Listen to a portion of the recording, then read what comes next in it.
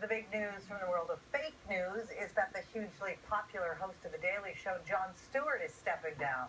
Stewart, who's 52, used comedy to expose hypocrisy, making politicians and any public figures squirm for the last 16 years. While he always said he's not a journalist, he became the go-to source for political news for a generation of millennials.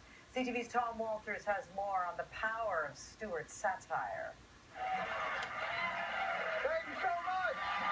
By making fun of the national conversation, Jon Stewart became part of it. From picking at small scabs of absurdity, like the costumes of the Tea Party. So, I mean, pantaloons? Come on.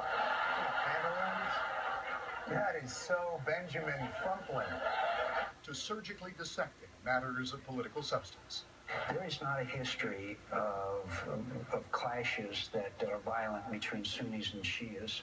You know, that is a true statement if you don't count the long history of violent clashes between Sunni and Shia. When he made points with more clarity than serious commentators, some saw The Daily Show as a hybrid of comedy and journalism. Stewart said that just showed real journalism was not doing all it should.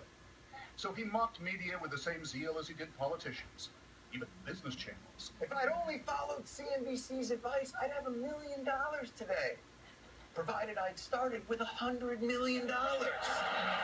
He's become a fact checker and a goad to do better work.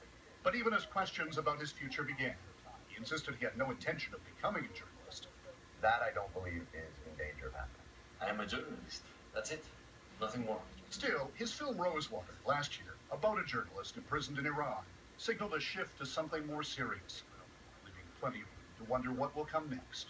But until he steps down later this year, there will be a little more satire that laments the politics of division and mocks what divides us. I am not afraid of Muslims, Tea Partiers, socialists, immigrants, gun owners, gays, but I am kind of scared of spiders.